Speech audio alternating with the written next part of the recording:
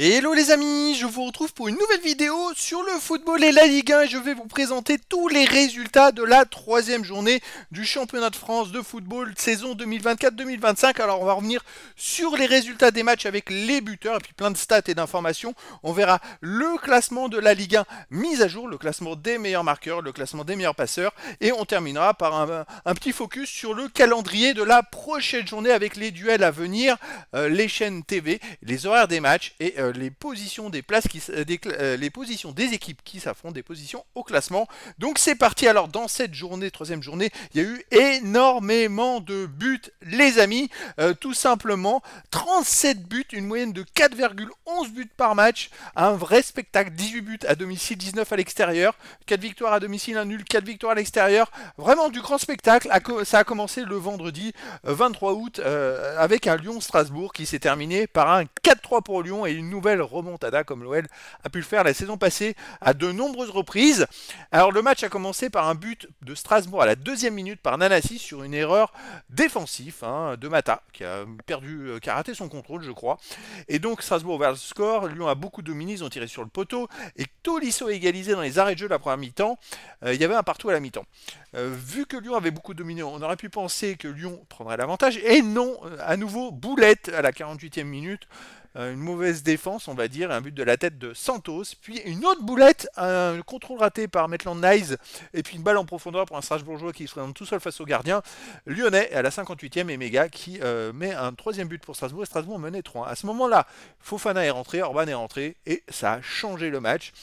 2 minutes après l'entrée de Fofana, Maitland Niles réduit la marque à la 61e minute suite à un tir sur la barre transversale d'Alexandre Lacazette, repoussé donc par la barre, et Maitland Niles il suit bien et il réduit le score.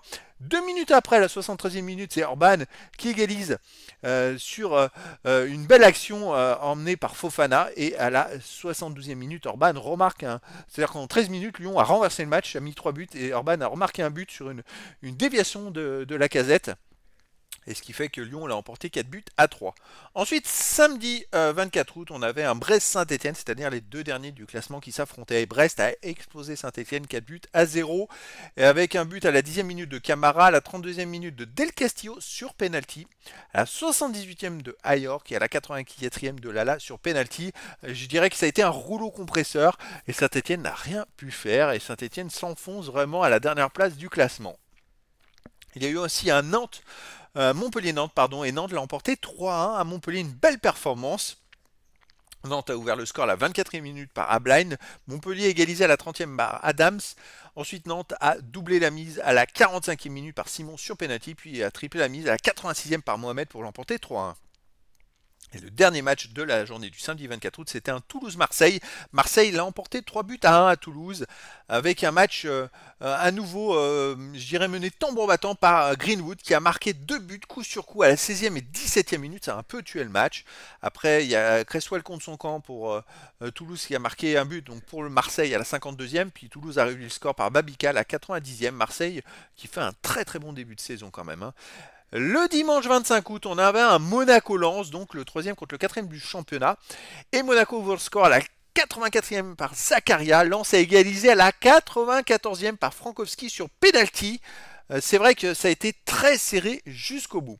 Puis Reims-Rennes en deuxième match. Reims l'a emporté 2 buts à 1 face à Rennes, avec pourtant une ouverture du score pour Rennes à la 13e par Ostigard. Ensuite, Reims a égalisé à la 41e par Ito et juste après la mi-temps, à la 48e, Diakité a doublé la mise. Reims l'a emporté 2-1. Le Havre-Auxerre, le Havre a battu Auxerre 3 buts à 1. Auxerre avait pourtant ouvert le score par Perrin à la 17e minute. Ensuite, le Havre a égalisé par Ovusu d'Auxerre contre son camp. À la 52e, Ndiaye a marqué un deuxième but pour le Havre. À la 98e, Touré a marqué un troisième but sur penalty pour le Havre. Un autre match ensuite, Angers-Nice, et Nice a gagné 4-1 à Angers. Encore un gros score, que des gros scores. Nice a ouvert le score à la 6e minute par un Diachimi. Ensuite, à la 25e minute, Boudaoui a marqué un deuxième but. Angers a réduit le score par Abdelli à la 67e minute sur penalty, puis Nice a remarqué 2 buts à la 72e minute et 85e par Guessant. Et le dernier match, c'était le plus gros choc de cette journée entre Lille qui recevait le Paris Saint-Germain et le PSG l'a emporté 3 buts à 1 à Lille. C'était le duel entre le premier et le deuxième du classement. Et donc le PSG a ouvert le score par Vitinha à la à la 33e minute sur penalty. Barcola a doublé la mise à la 36e minute, ça a un peu tué le match. Ensuite, Lille est revenu au score à la 78e par Zegrova. Ils ont failli égaliser, il y a eu beaucoup d'occasions, ils ont vraiment bien poussé. Mais le PSG a marqué à la 92e minute par Kolo Muani, un troisième but. Et l'a emporté 3-1. Donc une journée assez fantastique, les amis. Il y a eu 4 buts sur tous les terrains, sauf à Reims, où il y a eu 2-1, 3 buts, et à Monaco, 1 partout. C'est l'une des journées les plus prolifiques depuis très longtemps. Du grand spectacle, et ça fait plaisir. Alors au classement, les amis, qu'est-ce que ça donne? Ça donne le Paris Saint-Germain en tête avec 3 victoires en 3 matchs, 13 buts marqués, 2 buts encaissés, plus 11 de différence de but. Il tourne à plus de 4 buts de moyenne par match. C'est exceptionnel. Après, on a 4 équipes avec 7 points. Marseille, Nantes, c'est une surprise. Monaco et Lens. Puis ensuite, 6e et 7e, Lille et Le Havre avec 6 points. Après, on a 3 équipes à 4 points. Nice, Strasbourg et Reims. À 3 points, on a plusieurs équipes. Rennes, Brest, Auxerre et Lyon. À 2 points, il y a Toulouse. Ensuite, on a Montpellier, 1 point. Et les deux derniers, Angers et Saint-Etienne, aucun point. C'est vrai que Angers a un but marqué, 7 buts encaissés. Saint-Etienne, aucun but marqué, 7 buts encaissés. À noter que Montpellier a peut-être 1 point, mais ils ont 2 buts marqués et 10 buts encaissés. Donc c'est vrai que ça va pas très bien. C'est un démarrage difficile pour certaines équipes qui ont beaucoup de mal. Saint-Etienne, c'est la seule équipe qui n'a pas encore marqué en Ligue 1. C'est vrai qu'ils viennent de Ligue 2, donc ça va être un peu compliqué pour eux. Au niveau des buteurs, on a Greenwood de Marseille qui en est maintenant à 5 buts en 3 matchs, exceptionnel démarrage. C'est hallucinant, il a marqué 2 buts cette journée. Barcola, deuxième buteur pour le PSG avec 4 buts en 3 matchs, il a encore marqué. Alors c'est vrai que Barcola, il va finir par faire oublier Mbappé, parce que moi je l'avais annoncé. Attention, j'avais annoncé, alors c'est pas un buteur à la base, mais il est dans une équipe qui est tellement forte collectivement que s'il progresse là-dessus, il est capable de marquer 20 à 30 buts dans la saison. Attention, parce qu'il n'y a pas que lui dans l'équipe. Et là, le PSG a un collectif de fous. C'est assez incroyable. Ensuite, il y a plein de joueurs à 2 buts. Il y a Orban de Lyon, Santos de Strasbourg, Bapica de Toulouse, Camara de Brest, Luis Enrique de Marseille, Guessant de Nice, Lee du PSG, Emega de Strasbourg, Simon de Nantes, Kolo Muani du PSG qui en est déjà à 2 buts en 3 matchs. Il fait plutôt un bon début de saison. Et Touré du Havre. Les passeurs décisifs, les amis, on a Joao Neves qui est toujours en tête avec 4 passes décisives. Il n'a pas fait de passe ce match-là. Bon, on verra les prochains matchs. Et après, à 2 passes, on a Opéry du Havre, Harit et Luis Enrique de Marseille, Kadewere de Nantes, Dembélé du PSG et Blas de Rennes avec 2 passes décisives. Mais bon, je trouve que ça commence déjà à bien se décanter. C'est quand même super intéressant. Allez, un petit focus les amis sur le calendrier de la... Non, c'est pas la 3e journée, je vais le changer direct, c'est le calendrier de la 4e journée les amis.